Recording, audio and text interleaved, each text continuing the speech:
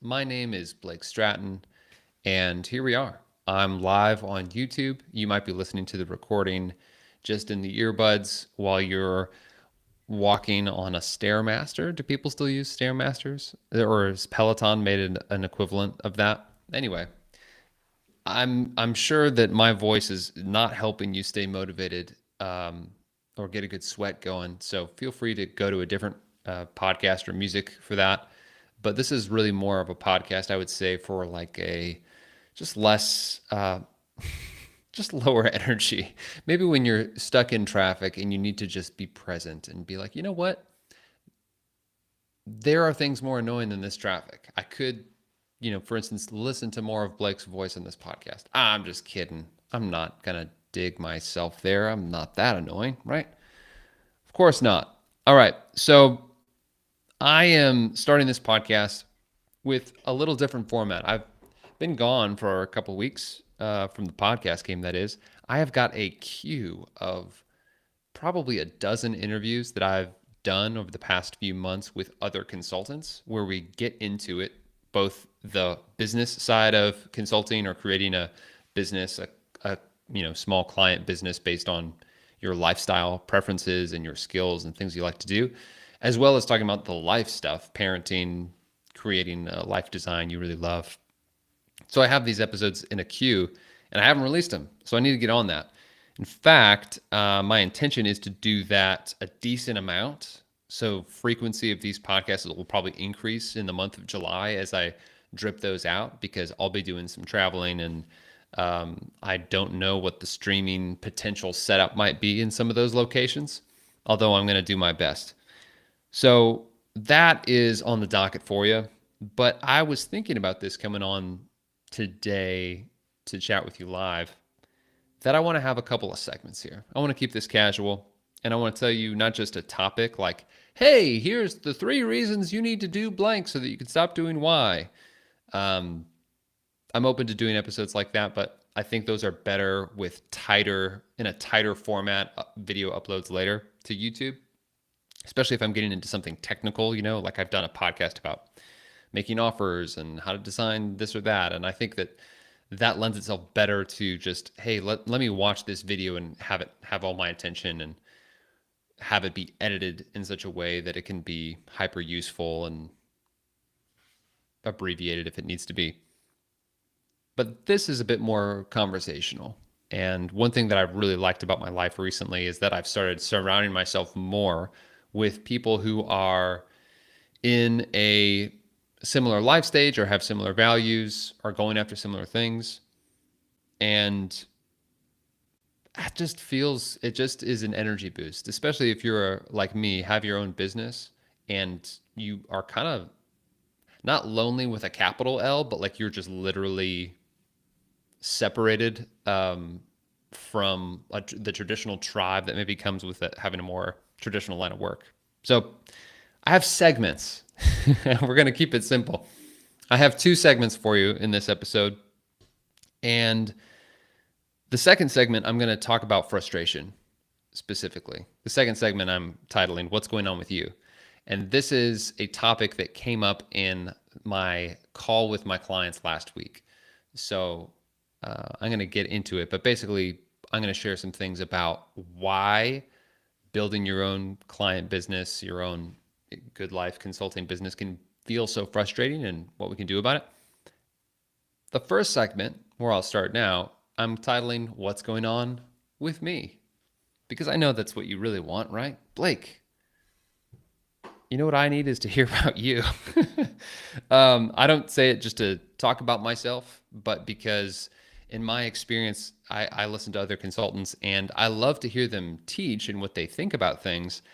But sometimes it's just really nice to understand what they're actually doing, what's going on in their life. And then I can be the one to sort of glean principles or ideas from their experience. And so I figured I would hopefully give you a similar experience just by sharing what's going on with me, how I'm thinking about things, what's working, what's not working as well, that sort of stuff. So, segment intro. What's going on with me? So, what's going on with me is a lot of things, to be honest with you. I can't share absolutely everything, but I'll share some of the highlights. It is summertime. It is hot in July. We all have bug bites around here in Nashville, Tennessee. And I have been growing my client base in a different way this last month or so, month and change. And the big shift has been I've created group formats for what I previously only did one-to-one. I created a group called Good Life Accelerator, which is primarily designed for consultants that are doing six figures, that are wanting to create a more flexible business model. The first group, they have been focused on installing what I call a flex framework for their business that allows them to earn more, do more of what they like, but on a more flexible schedule so that they are not in a bunch of business Slack channels, having to go to a bunch of meetings or getting underpaid and working, 40, 50, 60 hours. This framework that I've been working with them on is about how can we do this in under 30 hours a week, more flexibly, and just installing some things to take the expertise in what's already working, but just remodel it so that it works better and complements the lifestyle that they really want. So that has been awesome. And I have a principle when I'm building something like that where I like to build it in public. I just thought of that old video with, what's his name? O'Reilly. We're doing it live. We'll do it live. That's how I like to do it. I'm literally doing this podcast live. But I like to, so here's what I mean. I'll start with an offer and make sure that people actually want it. And I know that they actually want it because they purchase it. And if they say, yeah, I'll do that and I'll buy it, that's great. They then start working with me, and I don't just make offers and then wonder how I'm going to fulfill. I only make an offer that I know I can fulfill. But the actual fulfillment of it, I'll usually work on iteratively. So with Good Life Accelerator, that started with back really a year ago, talking with one of my favorite clients about what she really wanted, and then doing something custom, only one-on-one with her, and building it every step of the way, learning and trying different things. And then I invited more one-on-one clients into, for that type of solution at the beginning of this year. Again, but it was a lot of custom stuff for each person. Good Life Accelerator, I was testing this in a group context, and my group I'm hosting in Circle, and there's a lot of stuff that's undone, unfinished, but that was intentional because what I realized is I could try to build something perfectly and take forever to build it and then end up having to change it once people are in it and I realize what they actually need or what works and what doesn't work. Instead, my thinking was, well, I know in principle how to help them get this result. But when it comes to any content or tools that need to be in the group, rather than building all that stuff and then hoping it works and having to redo it, I'm going to build as much of it as I can as we go, as we work together. So I opened up publicly enrollment in that, and then I've enrolled a couple of people since I opened it, but I haven't done any big push to sell it, and that's intentional because I'm kind of building it in private, and then version 2.0, I think in the next couple of weeks I'll be ready to maybe more publicly let people in. So that's a big thing that's been going on with me. I'll make another point. Something that's been going on with me is listening to what life is saying. I don't mean that in a kind of a woo-woo sort of way, but not in a totally not woo-woo sort of way. Here's what I mean. We can decide sometimes, this is both a what's working with me and what's not working with me or what not working for me, probably at the same time. We can sometimes decide, hey, this is what my business is going to do, and we'll map out on the spreadsheet like, great, I just need to grow by this percentage every month, and I'll just grow that same percentage every month. I grew 15% last month, I'm going to go 15% this month, and then the next month, and then da-da-da-da-da-da. But like life never goes that way.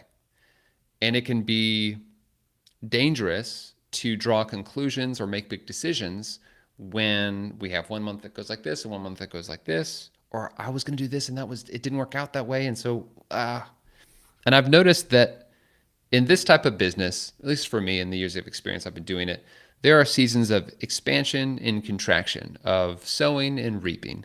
They are, sometimes there are things that are in a reap mode and other things are in a sowing mode. But trying to force a reaping season when you're in a sowing season, it can be frustrating, to make an illusion for where I'm going to go next with this podcast. For me, something that I had to sort of work with or recognize was I had been expecting a certain amount of growth when I was very clearly in a sowing building season. I was trying, like I tried a couple different lead generation modalities that I'd never tried before. And I just expected them to work it would work for an expert. And then instantly, bring in clients who are like, oh my gosh, Blake, how can I work with you? And the interesting thing is, like, people have reached out to me now, but it was later. It's like the sowing and reaping is not always in the same season. So something that when I say listen to what life's saying, part of what I'm saying is like pay attention to what season you're in, or at least that's what's been going on with me, is trying to pay attention to that.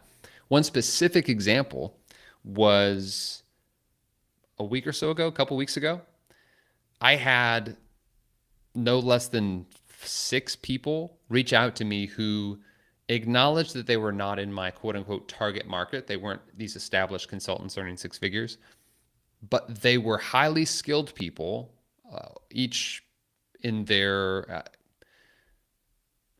almost everyone. There may have been a couple exceptions, but were like 40 years old plus. So they had significant experience, a lot of skills, and they were wanting to either leave a corporate job to start consulting or explore that to see if they could really do it. Or they had an existing business, but were really craving a pivot or an expansion of some kind that was different than this offer that they were working on right now.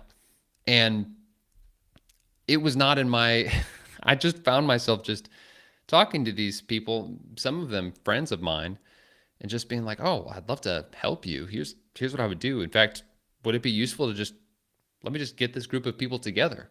So before I knew it, I gathered a group of people together and we're starting to meet this week. And that's really exciting. And I find a lot of energy there. So not to ramble on this point, but I should just say me. I found myself making these plans and being like, here's how things are going to go. Here's how the growth of my business is going to work. Here's how this is going to work. And I am learning and relearning that it is more fun and more fruitful to acknowledge that plans are helpful, but listening to life, listening to what season you're in, listening to what people are saying and asking you for is very useful, very fun, less stress, and profitable as well. There's a real business outcome to that as well for me. So that was longer than I meant to share about what's going on with me. I hope that helps you. If it doesn't, say, Blake, stop doing the what's going on with you part of the podcast. It's boring. Let's talk about this next segment. Next segment, music. Let's cue that up. Producers, let's cue that up. Thanks. So what's going on with you is apparently you're frustrated. You're frustrated by how things are going, or you're frustrated by clients that won't just, you're frustrated that things are taking so long. They were supposed to be done by now. You're frustrated that building this business and designing it the way you wanted it is it's costing me more. It's taking longer, and it would be so much better if it was already just like this. I could just get this thing. I know that soundtrack very, very well. I've dealt with plenty of that type of frustration. It just happened to come up on a call last week. I was getting each week the folks that are in Good Life Accelerator getting together. We do hot seat style. Hey, what's going on with you? What could you use some help with? What are challenges? That sort of thing. And a client of mine just brought up, just feeling just this frustration. And she even referenced at points we were talking about potential solutions to the actual problem, and she's like, "Oh, sometimes I feel like I do that, and then it just comes back to bite me, and it's just really frustrating." And I could really, really empathize with that. And in this episode, I'm not going to talk about necessarily a model or business tactic per se, but I'm going to talk about what the real reason is why we get so frustrated and what you can do about it. And the reason I'm going to talk about this is because if you don't know how to process or transcend, or better yet, prevent frustration, this isn't going to go well for you. It's not going to go well. And it won't go well even if you end up being really successful financially in your business or really successful in creating the lifestyle that you want. Your ability to prevent or process your frustration is so massive when it comes to doing this type of a business where it's your thoughts and brain that is also not just leading the business, but is the product for the business. You're in the client business, you're in the service business. So I want to talk about it because it's been huge for me. And I was listening to something this week that I was like, that is it. Okay, so let's talk about frustration. I was listening to a podcast. I think it was a podcast. Oh, I do a lot of podcast listening these days via YouTube, and I just listen to it in the background kind of thing. But there's this stand-up comedian named Mark Normand, really funny. I was listening to an interview with him, and he was talking about the process of writing a great joke, getting a good bit. And Mark, when he moved to New York, he talked about when he is trying to build a new hour for a Netflix special or something like that. He did this in the beginning and he continues to do it now, which is really interesting. But in New York City, there's just comedy clubs all over the place. There's a bunch. And what he will do is not just try out a joke on stage and then, hey, it worked, hey, it didn't work. He will do 5 or 6 spots, little 5 or 10-minute spots in various clubs around New York City per night when he's working on new material. So he might take a joke that he thinks of in his apartment in the afternoon, and that night test it out 5 or 6 times with 5 or 6 different audiences, each time getting a different reaction, each time learning something. One, it's a really impressive work ethic, but it occurred to me because he was talking about just, the process of bombing and that sort of thing. And he, in this podcast, they showed clips of him, working on bits on stage. And the idea occurred to me that bits are built on bombs. There's a little alliteration for you to help you out. Bits are built on bombs. For Mark, he's not trying to find a joke that won't bomb. Obviously he is in the grander sense, right? He's going for a laugh. But when he's writing a joke, the bomb, the not working is expected. It's part of the process. He doesn't create a great bit because he says something and it works once and then it goes in the Netflix special. He may say something and it works once, but then he'll try it 5 or 6 or 7 times and it works a little bit or it doesn't work. And there's this constant iterative process. And for a comedian, there is exactly 0 comedians ever. Think of the funniest comedian you know, right? Think of your John Mulaney's, your Jerry Seinfeld's, your Bill Burr's, the Dave Chappelle's. Like every single comedian has a ton of bombing experience and micro bombing experience where a specific joke doesn't work. I remember I went to the Comedy Cellar in New York last time, and I love watching comedians working stuff out like that because it's so interesting how they handle those situations. I was actually in a theater watching Brian Regan a number of years ago in a suburb of Chicago, and he was testing out a bit, and he literally forgot how the joke went halfway through. He tried to work on it, and he's like, yeah, that one's not really there yet. And he just he made it funny and just moved right on. Brian Regan's been in the game 30 years. I mean, this just comes with the territory because it's not about avoiding bombs. It's the acknowledgement that bits are built on bombs. So what does that have to do with the consulting business? Well, it comes down to frustration can be summed up as resistance to your reality, that things should not be as they are. Things should be a different way. That is the fundamental driver of frustration. It would be like a comedian saying, I shouldn't bomb. I'm a funny comedian and I'll be successful the less I bomb. Whereas Mark Norman says, no. If I can bomb 4 or 5 times tonight, try it out the next night, I'm going to be exceptionally better. The joke's going to work. There is a challenge when you are going into consulting, especially because there's so much marketing out there that goes, hey, here's the one trick you need to make all your pain go away in your business. And if you just do this one advertising trick, or if you just change your marketing to this, or if you have this software that does X, Y, or Z, or this whatever tool, then guess what? All the pain is all going to be easy. It's going to be so simple and easy for you, and there won't be any pain. And it's like, yeah, you're getting a lot of messages like that. And I'm just here to tell you, bits are built on bombs. It's the client that brought this up. She's not even 3 years into her business. And I told her straight up, I was like, hey, you are in the get your face punched in part of growing your business. That's just how it works. And actually, the fact that you're getting your face punched is a good sign, because it means to continue the analogy, it means you're getting on stage. If a comedian never bombs, that means he's actually never on stage. So in her case, it's, oh no, this is right on schedule. This is right on track. So this is an important thing for you to understand, that your business is not powerful enough to frustrate you. It's not. Your business is not powerful enough to frustrate you. Your clients are not powerful enough to frustrate you. Only your mind is powerful enough to frustrate you.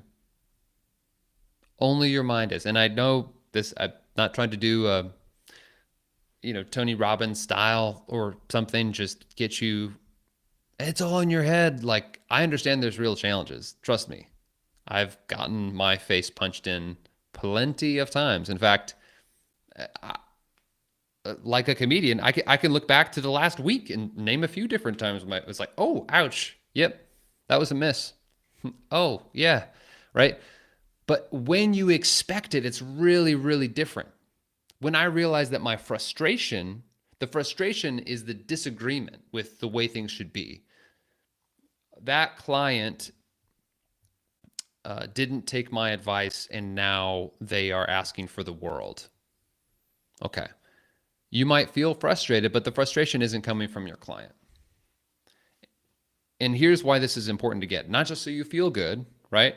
But if you are frustrated and, oh, this darn client, you will miss out on the opportunity to actually become a better leader.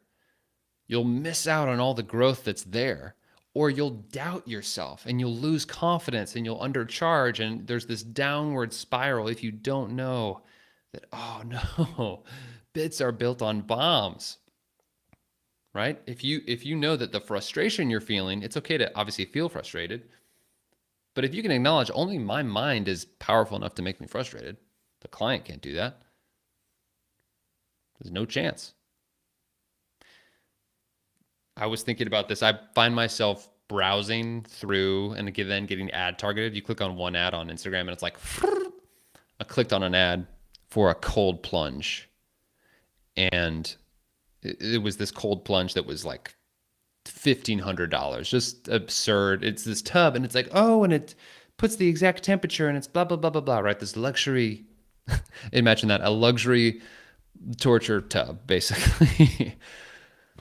And I was looking at this cold plunge. I was like, oh yeah, that would be sweet. I could get in there. And then later that afternoon, it rained a little bit unexpectedly. And I was like, oh man, it's so, Water's on me. And that's the power of expectation, friends, is that I'm thinking about spending $1,000 so that I can experience a little bit of torture every morning because it will, whatever, wake me up or be good for my endorphin blood flow, whatever, however it works, right? But a little bit of rain when I wasn't expecting it. I'm like, nah, right? This is the power of your expectation, your mind basically deciding, hey, this is good, this is bad, it should be this way, it shouldn't be this way. So, how do we actually do this practically? Maybe that's enough for you just to remember, oh, yeah, like this is, but I actually think there's some practical things that we can do to prevent or transcend frustration. So, I want to, if I can, share what's been working for me and what I told this client, and I'll continue to tell clients to help them overcome this frustration. So, the first thing is to balance your perspective. If the frustration is coming from your mind, then it can also end in your mind. We should go to the source, right? And this is super helpful because even if, let's say, it's a client that's being awful, right? Even if the frustration would be alleviated by firing the client, the opportunity for you to grow would potentially be lost or lessened. You would still be affect to bad clients. Whereas if you can do what I'm about to say and balance your perspective, you can feel yourself powerfully rising above the fray and the crazy of the business and whatever the client was doing to then make a really useful decision. I've actually done this before and I realized, actually that client isn't the worst. I'm actually seeing that I have plenty of opportunity to grow. In fact, why don't I just ask him this? And it literally turned into 4x what they were paying me previously in a great relationship. So that's why I would encourage this step. So I have a couple of tools. I turn them into GPTs, like ChatGPT style, for my clients to use and that I use. But I'm going to give you just a few questions to help you balance your perspective. The first is, what is your expectation? What is the should that you're thinking about? Because you're frustrated because things should be this way. It should be this way. Okay, what is that? What is the way things should be? Take a second to write that down. Second question, what are the benefits of things not being, quote, as they should? We're very aware of what the downsides are, what we don't want, right? And why it sucks that this client is doing this, or why my money isn't this, or why I can't finish all of my tasks by this time, and blah, blah, blah, blah, blah. We're super aware of the downsides of that. But what are the benefits of being in that situation? Write down as many as you can think of, and then ask ChatGPT to help you think of a dozen more, and double down on that and think of benefits of those benefits. This will be difficult, but it's super helpful. Third question, what are the downsides of them? The third question would be how it should be, that hopeful expectation you had. Imagine that were the case. What would the downsides be? What are the downsides of a client that never gets on your nerves? Have you ever thought about that? Think about it and write as many down as you can think of. Write down downsides to those downsides. And then lastly, how can I leverage this situation to be the leader that I really want to be? How can you leverage this situation that's crappy? This and this and this is odd, and I'm so stressed and how can you leverage that to become who you really want to be? I feel really stressed right now. Okay. How could you leverage this situation to grow into who you want to be? Well, stressful situations allow me to remember my why I'm doing it. It allows me to get in touch with that. And if I could get in touch with that even when I'm stressed, then I could be more cool under pressure, which would allow me to do more higher pressure things that are probably going to be higher value for the marketplace for my clients, which means I'll probably get richer. That'd be sweet. Just an example. Okay. So balance your perspective. That was all just the first part here. I have two more shorter things, and then I'll let you go back to the Peloton. Increase the number of at bats. So remember Mark Normand, rather than test a joke, oh, people didn't laugh. I'm not funny at all. I'm the worst. And then you let it just marinate, uh, like you just let that lie, and maybe you test the joke 2 months later. No, test it 5 times in a night and then do it again the next night, because increasing your volume is just naturally going to allow you to work through the thing faster.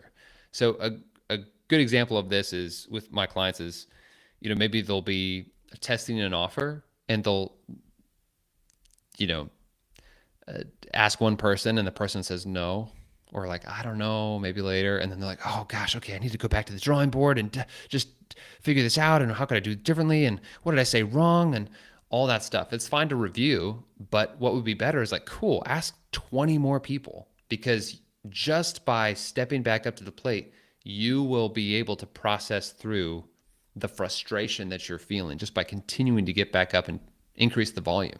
It's a little bit, I said increase the number of at-bats. You see hitters get in these slumps for sometimes weeks at a time. And part of that is because you get one at-bat and then you just have to sit there in the dugout for a long time thinking about it.